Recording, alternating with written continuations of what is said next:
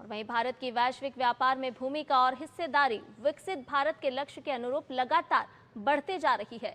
अपने आर्थिक संबंधों को मजबूती देने और द्विपक्षीय व्यापार को बढ़ाने के लिए भारत और ब्रिटेन ने मई 2025 में ऐतिहासिक मुक्त व्यापार समझौते पर हस्ताक्षर किए। 2047 में विकसित भारत के सपने को पूरा करने की दिशा में महत्वपूर्ण कदम उठाते हुए प्रधानमंत्री नरेंद्र मोदी और ब्रिटेन के प्रधानमंत्री कीर स्टारमर ने 6 मई 2025 को पारस्परिक रूप से लाभकारी भारत ब्रिटेन मुक्त व्यापार समझौते के सफल समापन की घोषणा की और इसके बाद 24 जुलाई 2025 को दोनों देशों ने व्यापार, आर्थिक और व्यापार समझौते यानी CETA पर आधिकारिक रूप से हस्ताक्षर किए। इसके तहत दोनों देशों के बीच 56 अरब डॉलर के व्यापार को 2030 तक दोगुना करने का लक्ष्य रखा गया है। इस समझौते के तहत यूके को भारत के 99% निर्यात पर शुल्क समाप्त हो गया है, जो व्यापार मूल्य का करीब 100% है। इसमें कपड़ा, चमड़ा, समुद्री उत्पाद, रत्न एवं आभूषण और खिलौने जैसे श्रम प्रधान क्षेत्र के साथ ही इंजीनियरिंग सामान, रसायन और ऑटो कंपोनेंट जैसे उच्च विकास वाले क्षेत्र शामिल हैं।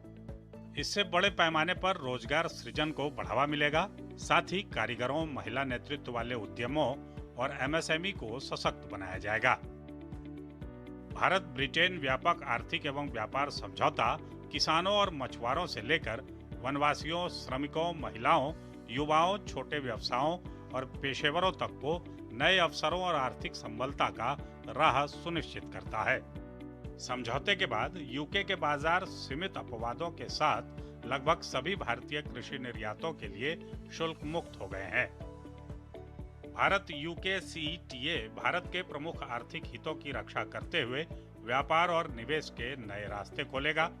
इसमें टैरिफ में कमी, व्यापार के लिए सरल नियम, सेवाओं के लिए मजबूत प्रावधान और पेशेवर गतिशीलता को आसान बनाने वाले उपाय किए गए हैं। CETA के तहत भारत के लगभग पूरे व्यापार क्षेत्र को कवर करते हुए लगभग 99% टैरिफ लाइनों पर टैरिफ उन्मूलन सुनिश्चित किया गया है। लगभग 100% भारतीय वस्तुएं जैसे कपड़ा, चमड़ा, समुद्री उत्पाद, रत्न और आभूषण, खिलौने, रसायन, इंजीनियरिंग उत्पाद, कृषि उत्पाद शून्य शुल्क पर यूके के बाजार में प्रवेश करेंगे। यह समझौता IT, वित्तीय सेवाओं, शिक्षा एवं स्वास्थ्य सेवा के क्षेत्रों में विस्तृत बाजार प्रदान करेगा।